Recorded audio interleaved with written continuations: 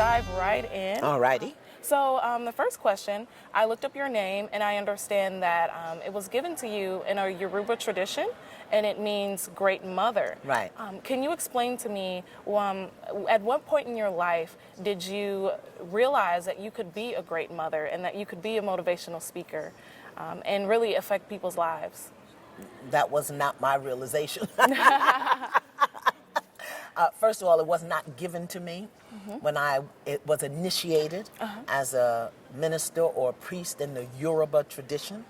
I went through a major initiation, and your name is given to you to represent whatever your path will be in life. So Iyanla is not actually a name, it's a title. Oh, wow. And it means great mother. And every village and every town in Yoruba land probably has an Iyanla. And the Iyanla is responsible for the spiritual growth, healing, nurturing of the people. So great mother, in that sense, is about the mother teaches, nourishes, supports, encourages, beautifies.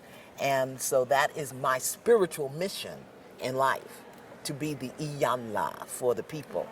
And although it's used as my name, for me it's a title.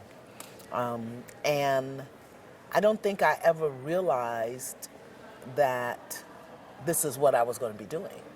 You know, I'm trained as a criminal defense attorney, and my job was to, and my original vision was that I would practice law for the rest of my life and be the black female Perry Mason to save people.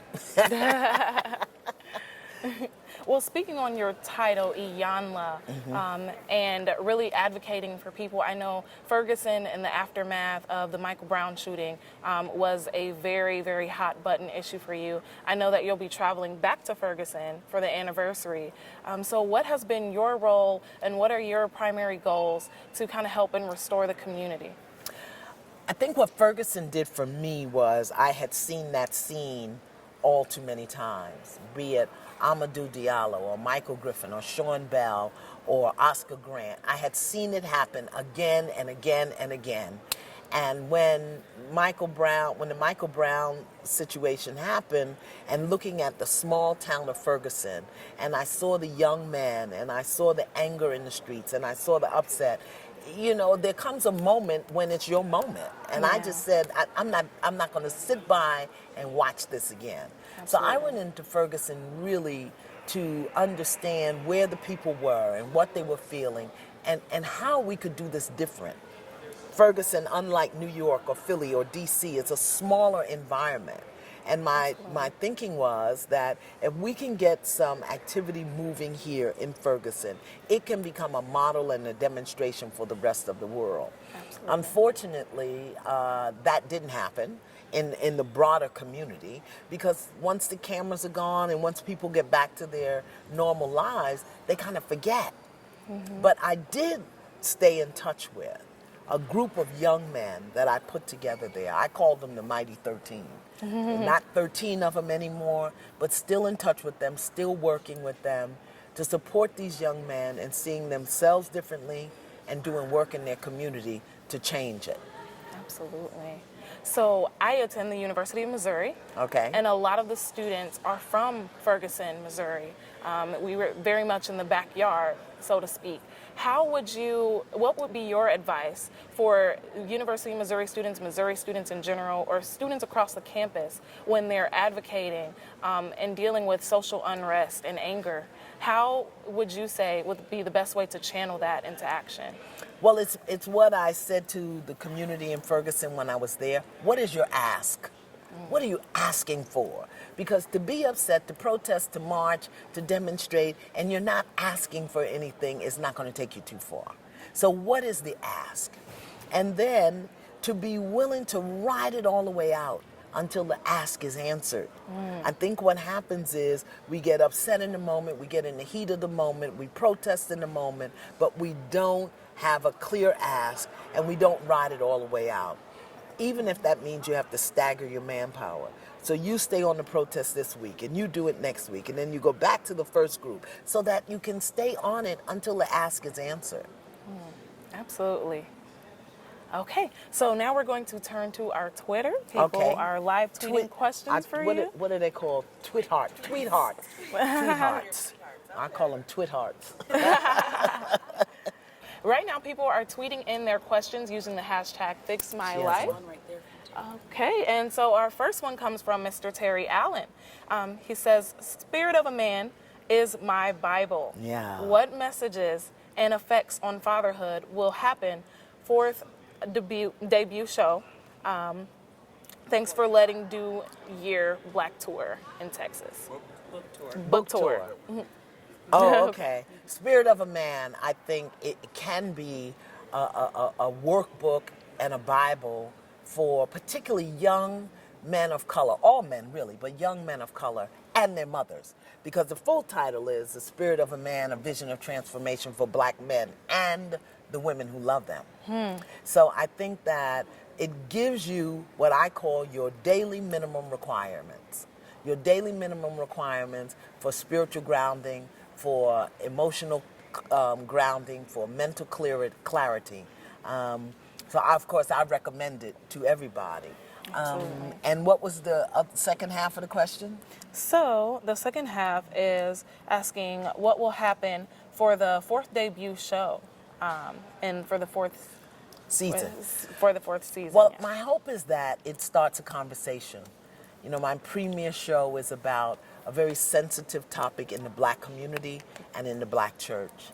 And so since my guests always come to me, I'm grateful that these two men came to create this conversation. So my hope is that there'll be a conversation in our community that will support thousands and thousands of people in being clear and moving forward in their lives. Absolutely. So that's basically the main theme that we're going to see from this next season. Yes. Is creating a culture and an environment where communities can have conversations. Absolutely. And we really started that last season with the Jay Williams show, the father who had 34 children by 17 women. Yeah. And we went deeply into that story because of the conversations. You know, all healing, all growth, all evolution begins with a conversation. This chair you're sitting on began with a conversation. So we need to have more powerful, directed, authentic conversations in our community. Absolutely. I agree. So being a student and dealing with race relations on a predominantly white institution, we always have issues coming up where we have to have difficult dialogue. What would you say is a process to engage and have difficult dialogue, especially when it comes to things as sensitive as race relations, where people become defensive or offended immediately? How would you go about creating a difficult conversation? Well, I think that there has to be an agreement, first of all, that we are embarking upon a difficult conversation, and here are the boundaries. Establish boundaries.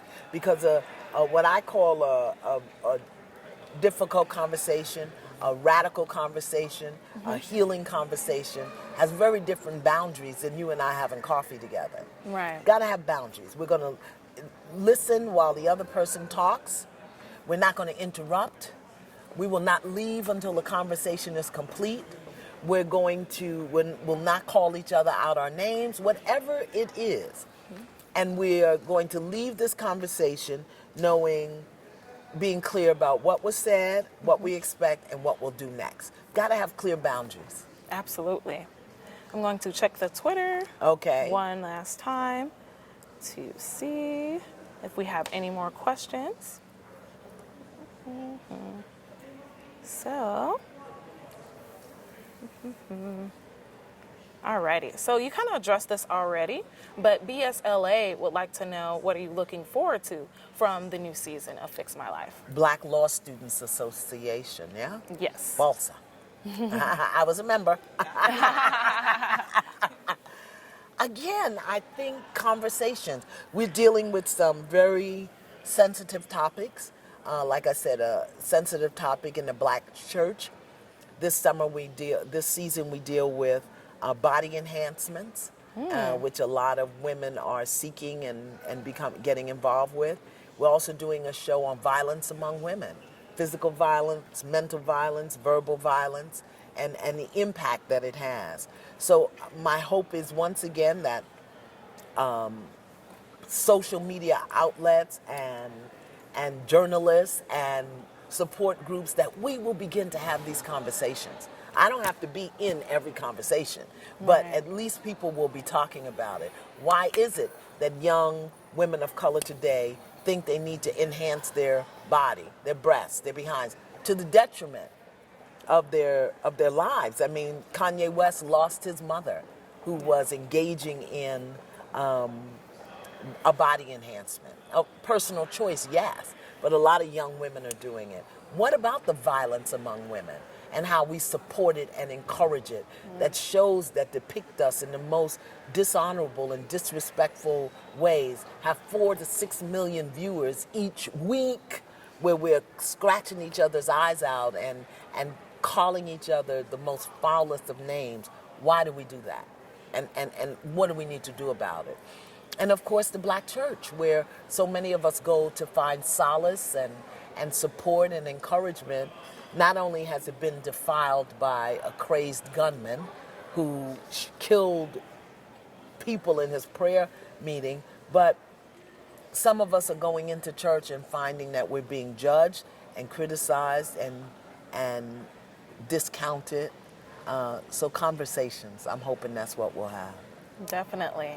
And then my last question for you today will be, what is the most significant moment in your career and why? I think the most significant moment in my career was when I realized that I didn't need a career to be who I was. Wow.